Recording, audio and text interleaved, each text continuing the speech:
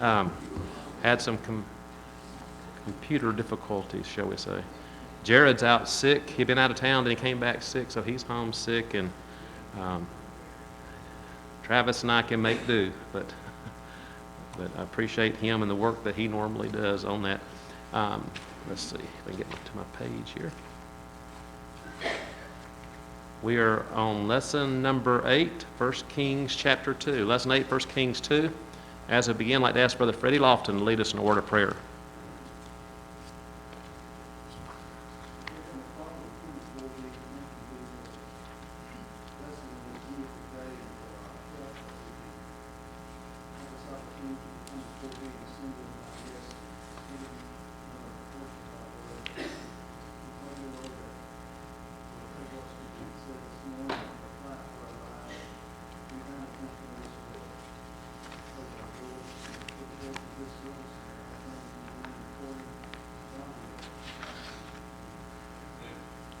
We've been looking at David and Solomon, transitioning from David to Solomon being the king. Last week, Adonijah tried to take over the throne, and I'm the one that deserves to be there. And yet David had promised Bathsheba that Solomon would reign, and that's the one that God had chosen as well. And so his plot to take over the kingdom and be king was stopped.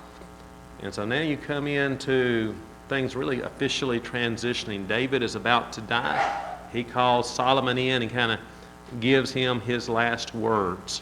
And that's where we are today. Any comments before we begin? 8.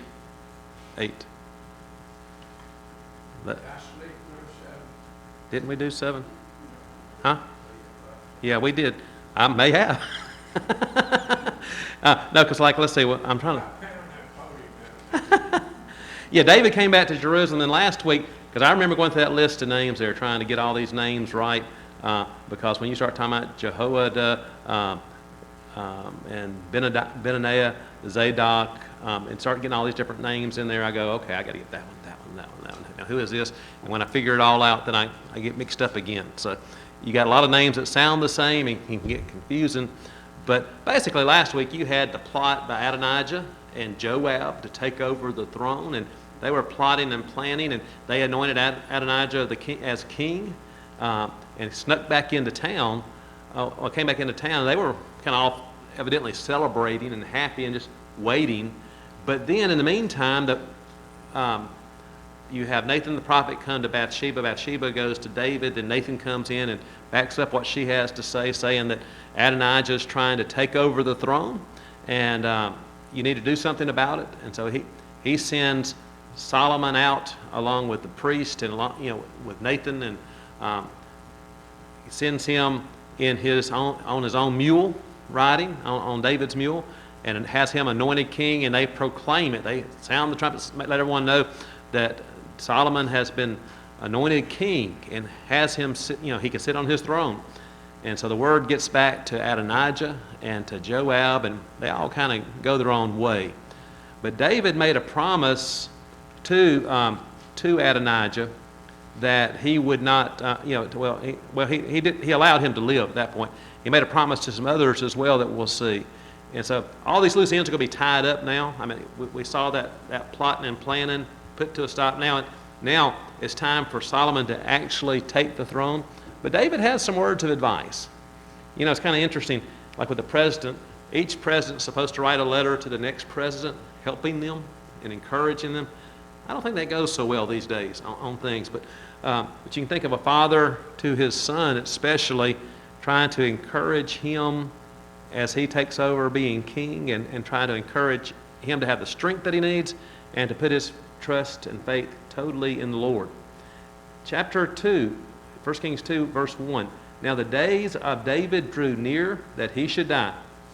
And your days are drawing near that you should die. Sometimes we don't know. I mean, things happen, and we have some health issue that we didn't know we had, and we fall over dead. An accident can happen as well. But sometimes you realize, it's drawing near. And maybe simply because of your age, you realize I have a limited time here on this earth. But at times people know they're in their last few days. what do you do? What do you say? You know, what would you do?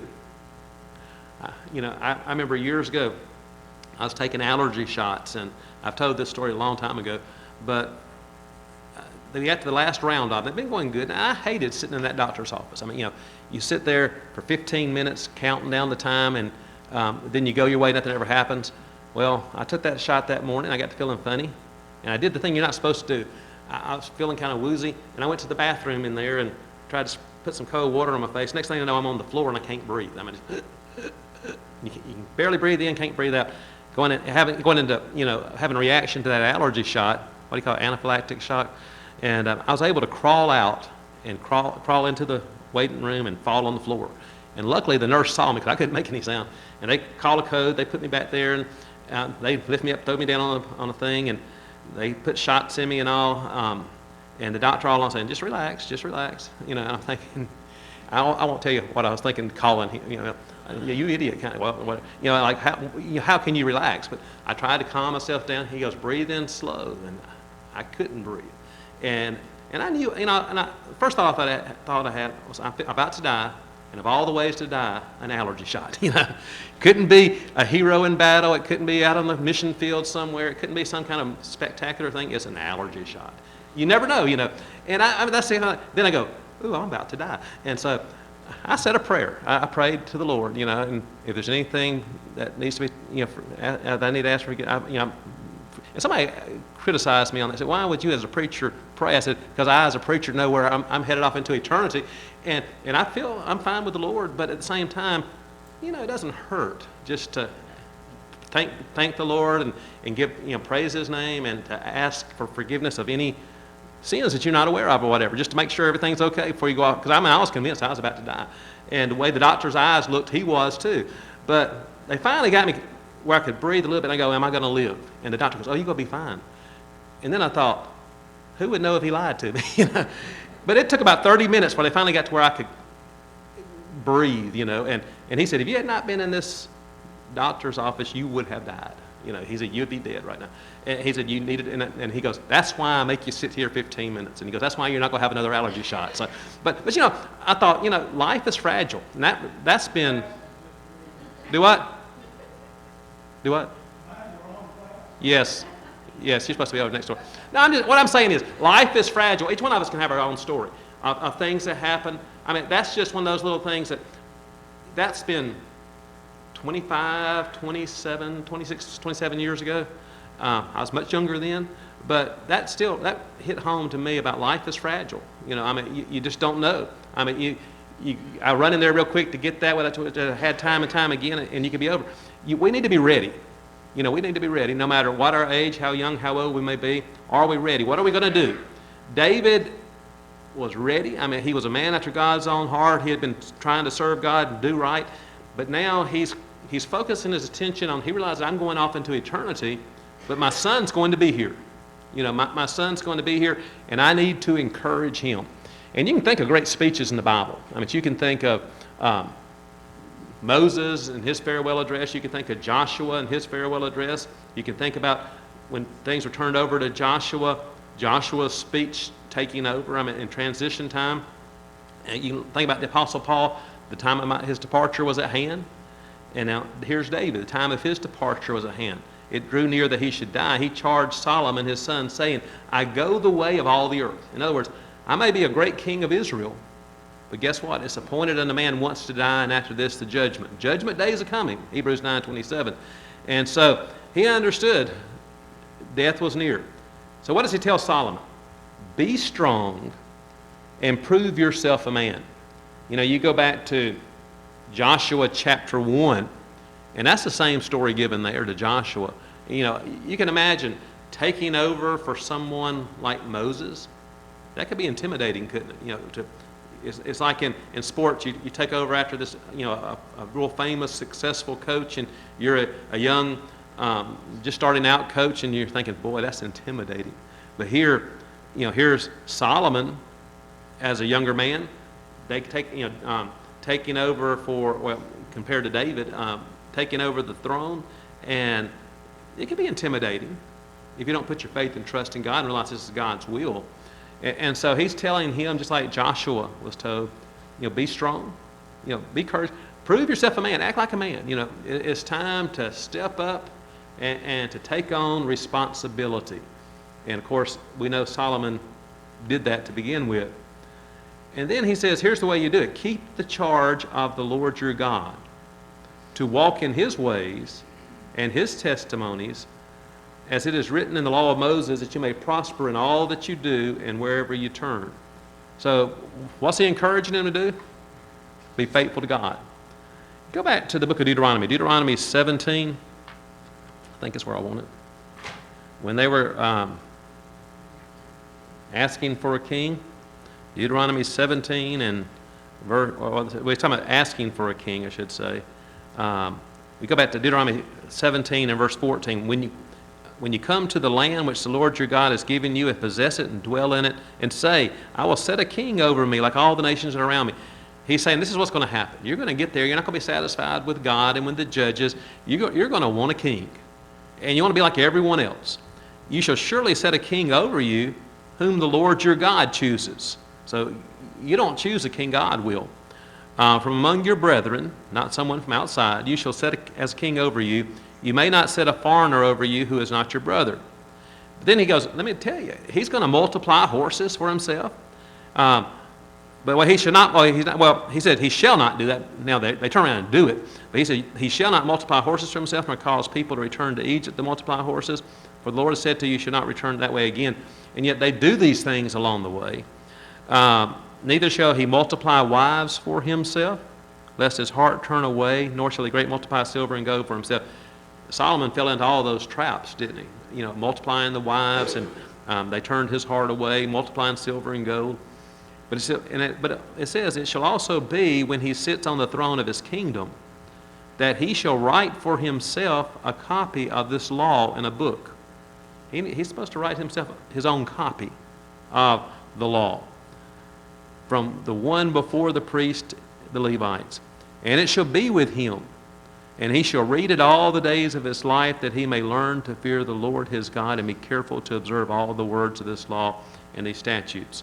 He says he's supposed to have a written copy of God's law, all his commandments, so that he didn't have to wait and go ask the priest, what does that say? What does it say here? Or go seek advice. He can open up the pages of God's word and read it for himself, of God's law, and see that his heart may not be lifted above his brethren, that he may not turn aside from the commandment to the right hand or to the left, and that he may prolong his days in his kingdom, he and his children in the midst of Israel.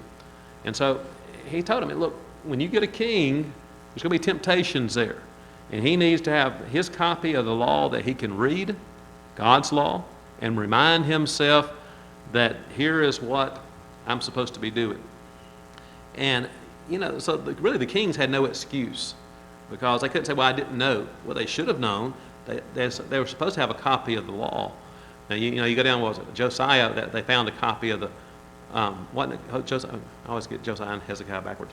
But found a copy of the law, and where it had been lost. But here they're told to keep it. And that's what David's saying to Solomon.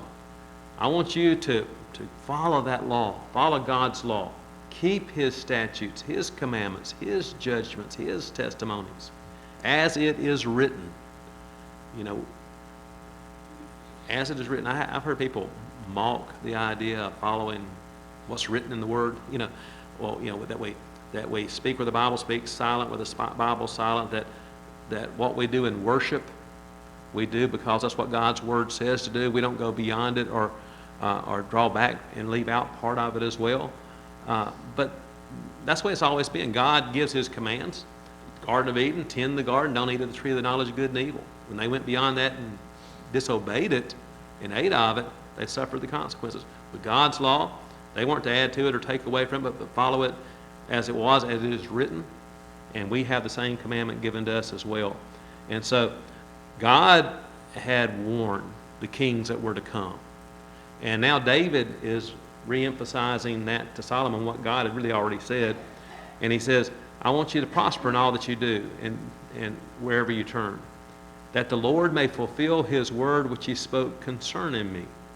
saying, if your sons take heed to their way, to walk before me in truth with all their heart and with all their soul, he said, you shall not lack a man on the throne of Israel. Back in 2 Samuel chapter 7.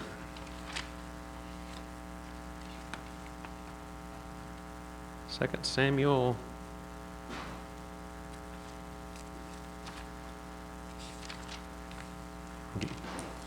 7, and let's go down to about verse 12.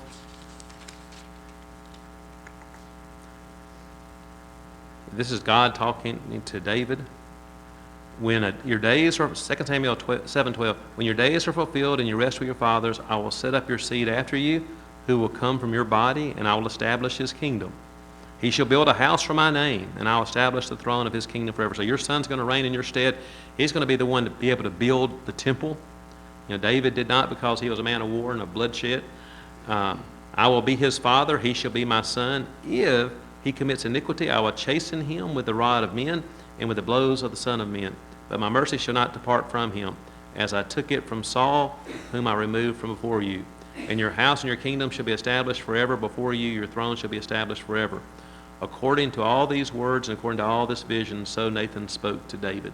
So he said, look, just follow after me. And God said, I'll establish your kingdom. Oh, there may be times where you're being reprimanded or whatever, but he said, I'm establishing your lineage, to go down through you.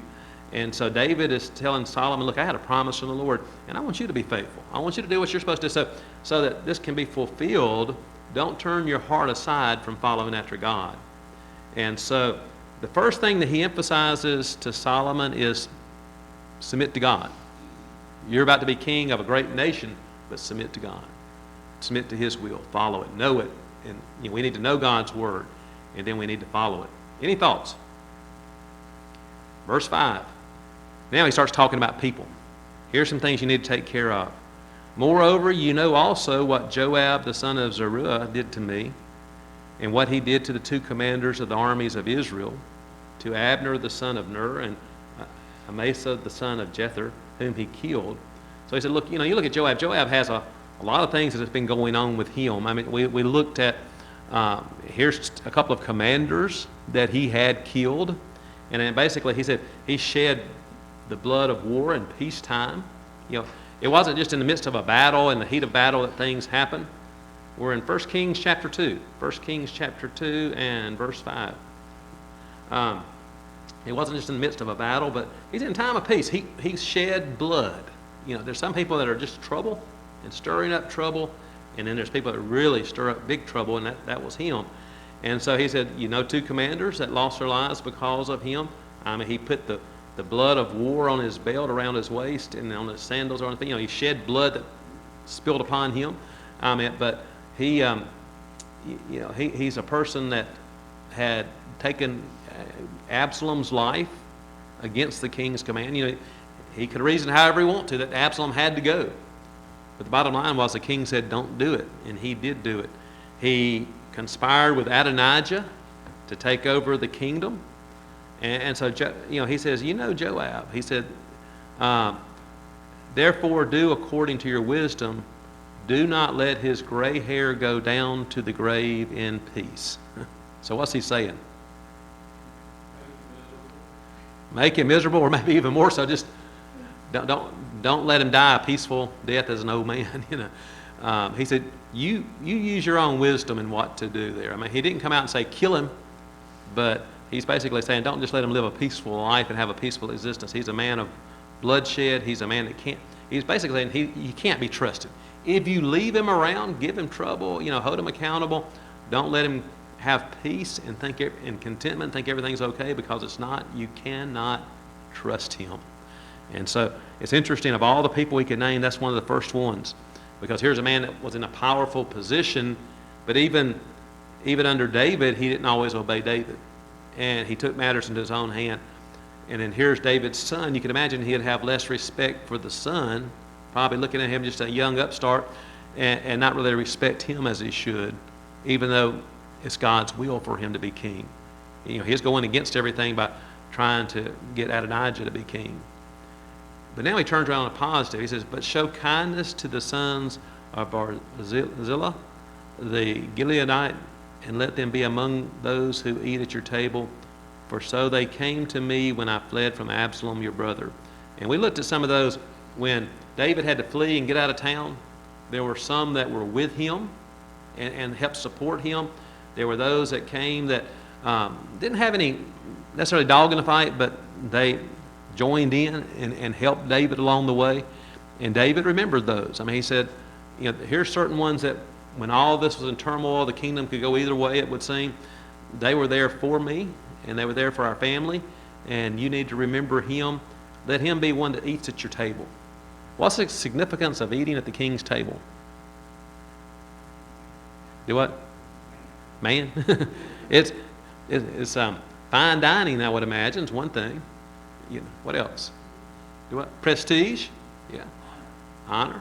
I mean, who gets to sit at the head table, or who gets to be up front in front of everyone? Some people want that and desire it. Others say, I just want to sit in the back, not have the spotlight on me.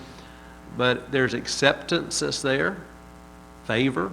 You don't have to hide out or hide in the shadows and hope that the king doesn't come after you. Some people had probably not had allegiance to David as they should have, and they may just want to kind of hide out in hopes that maybe David or Solomon don't know about it, or they forget about them. They just kind of disappear. But here are some that are there chosen to eat at his table. I mean, respect. People say, well, they were there for David during hard times and uncertain times, and look what they have been rewarded, and it may help encourage others to give their allegiance as well. Yeah, it helps to solidify their allegiance. I mean, they can say, well, I was there, and they may not have done it for what's in it for them, but they may have been trying to do the right thing, but there was something in it for them. I mean, there was some reward that was there, and it's always right to do the right thing, but sometimes we get rewards this side of eternity as well. I mean, ultimately we'll have eternal life by doing ultimately the right thing. But so he's going back and forth.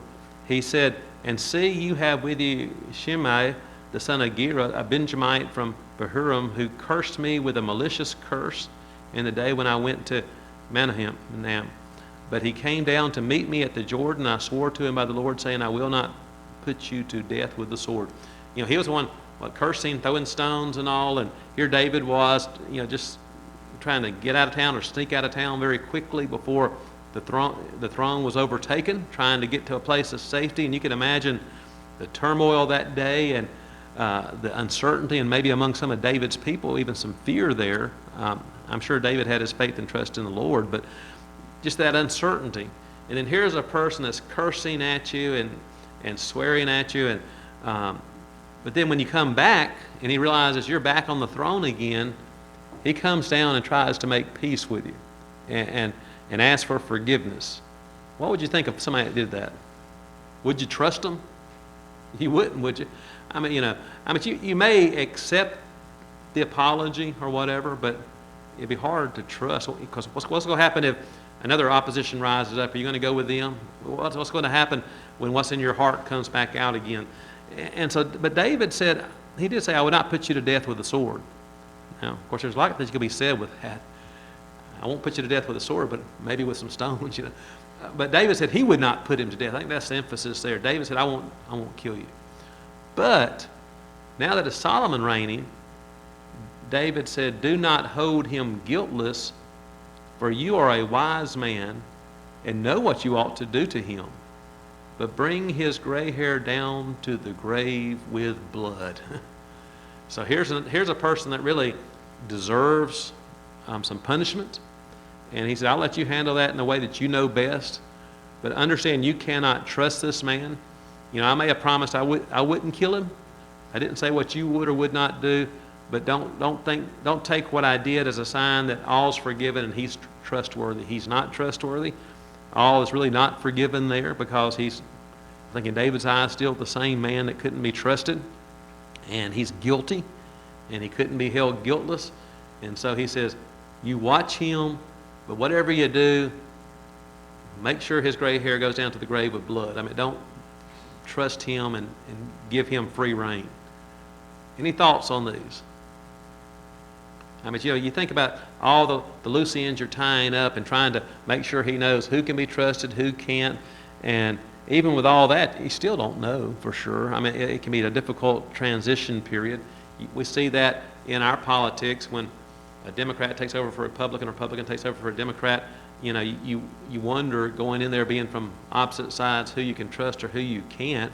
We've seen some really bad situations as a result of that. And here, you can imagine with a king with that ultimate power there as a king, that there's going to be a lot of people out for you, a lot of people that are against you, and a lot of people that will do what they can. They may just be using them for their own gain, or they may be trying to take over the throne. So it's a transition time. So David rested with his fathers and was buried in the city of David. And it goes over his summary. The period that David reigned over Israel was 40 years. The first 7, it was in Hebron.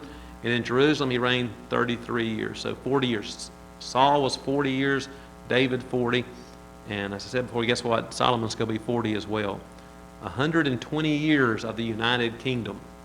That's really not a long time when you think about it. I mean, we think about, we know people that live over 100 years, and you're talking about 120 years. I'm 60, so just twice my lifetime.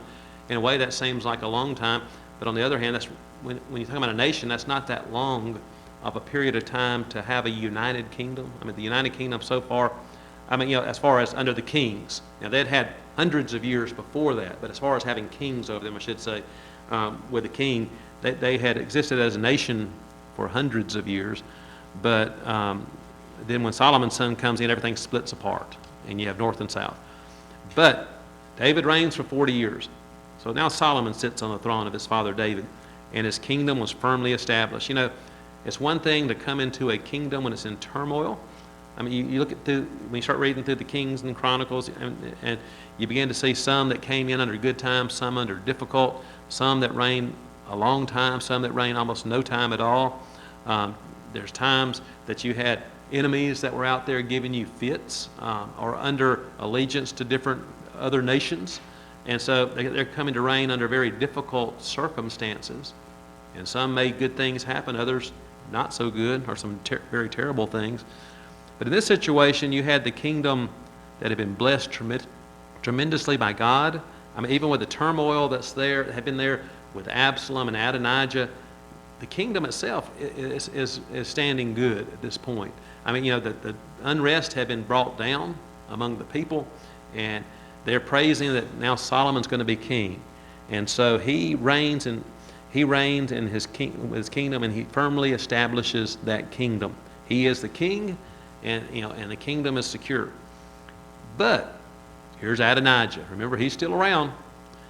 Adonijah, the son of Haggith, came to Bathsheba, the mother of Solomon. So she said, "Do you come peaceably?" And he said, "Peaceably."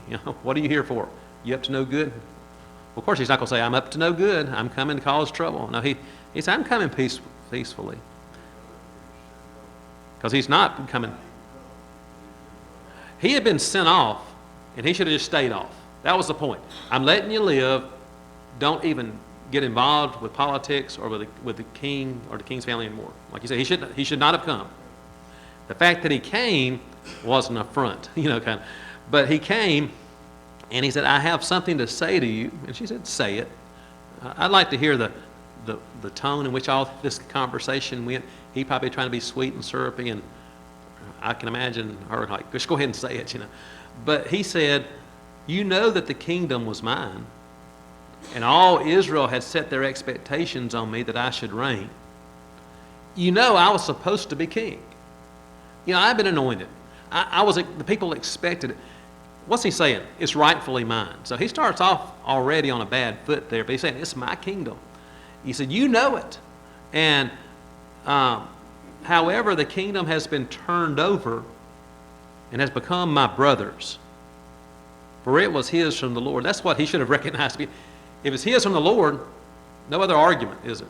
When the Lord says, he could say it could be whoever he wants it to be. I mean, you look at David, the least in his family, from that small little tribe, the least of the tribes, God said, it's David.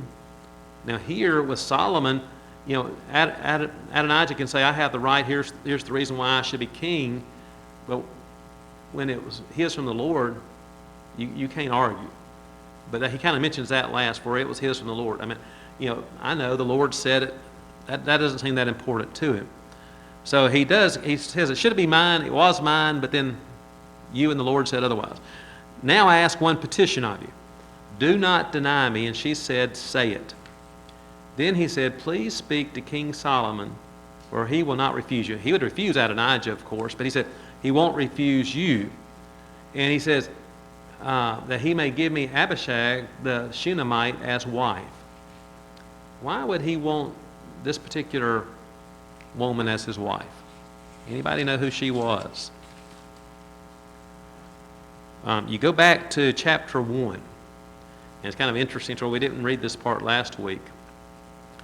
David, now in verse 1, now King David was old, advanced in years, and they put covers on him, but he could not get warm.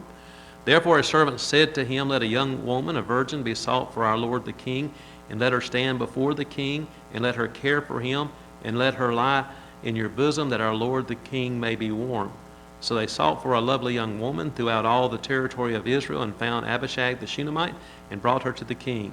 The young woman was very lovely. She cared for the king and served him, but the king did not know her. I mean, it wasn't anything sexual in that at all, but I mean, it was where she took care of him and warmed him. I mean, kind of a different circumstance than we'd think of, but evidently more appropriate then. But the point is, she was the one that was there with King David and warmed him in his bed as well, and then would therefore be like one of his concubines is what it would really wind up being. And so it wasn't just an innocent thing like, I've fallen in love with this young lady and I don't want there to be any trouble with this marriage. I've met her. She's a sweet person, and just let me marry her and everything will be okay. He's plotting and planning, and he said, look, just ask Solomon to let me be able to marry her. Now, if he had married her, what kind of trouble could that cause? Big time, couldn't it? He could come back out of the woodwork, crawl out and say, look, here's the one that was with David, and who has her as his wife? I do. And he could just put that one more little notch there saying, I deserve to be king. Here's why I deserve to be king. And he could use that against Solomon. He could make it almost sound like it was David's will, or for him to succeed. I mean, he could twist it around and use it for political gain. We look at Solomon and all his wives that he eventually had. It was for political favors, a lot of them. I mean, you married a princess here, a princess there, and it made alliances.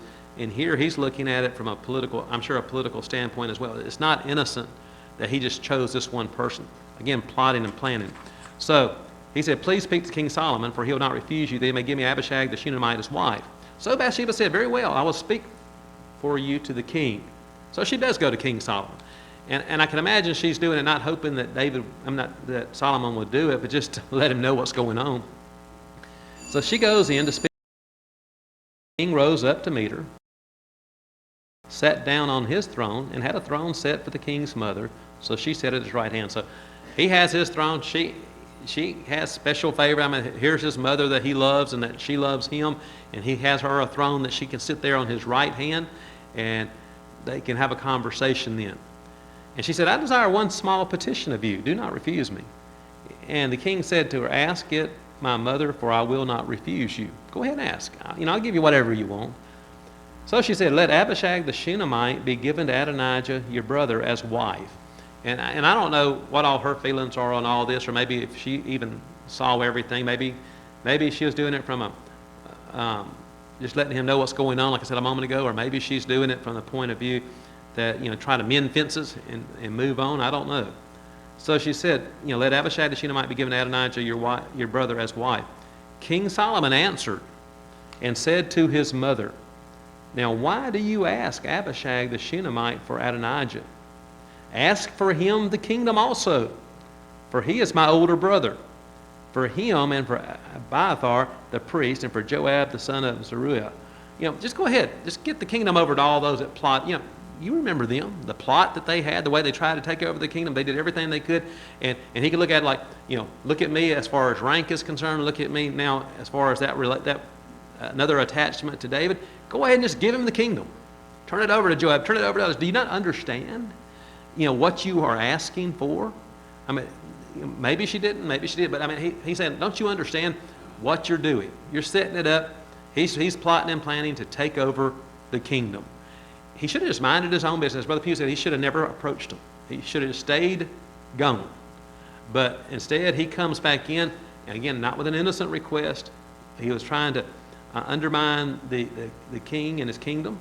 And so King Solomon swore by the Lord, saying, may God do so to me, and more also, if Adonijah has not spoken this word against his own life. He said, he's spoken this word against his own life. In other words, he's brought his own doom upon himself. If he had just stayed put, nothing would have happened. But because he came out and it showed that he's showing that his allegiance has not changed. He thinks he should be king. He's working to be king. He's not going to live.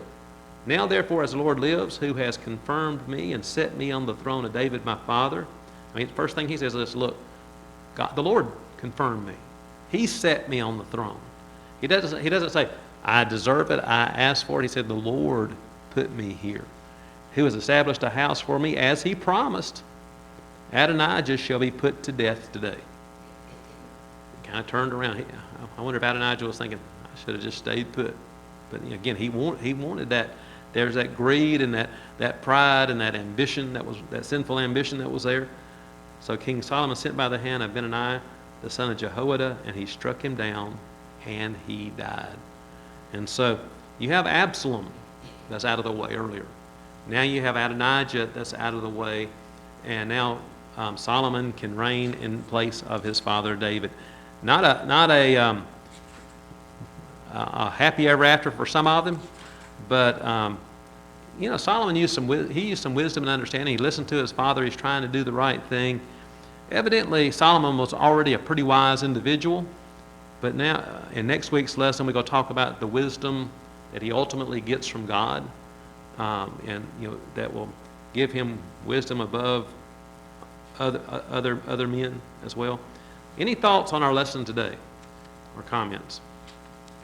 We live in a nation where we have elections, and they can cause enough turmoil as it is. But you can imagine back in that day and age the turmoil that can be. Even in God, but this is God's nation we're talking about here, God's people, and they ultimately have God that's telling, here's the way it's supposed to be. But even with God saying, here's what you're supposed to do, people rise up against it. Why would a person like Adonijah rise up and go against even God's will? Do people do that today? Greed, okay. Pride. I deserve it. We have people today that go against God's will, whether it's about what we teach, the church, worship, whatever it may be. But when we fight against what God's word says, we're fighting against God.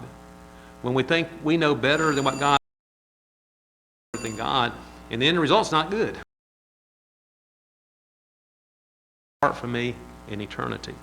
Next week, Solomon and his wisdom. Appreciate the discussion this morning.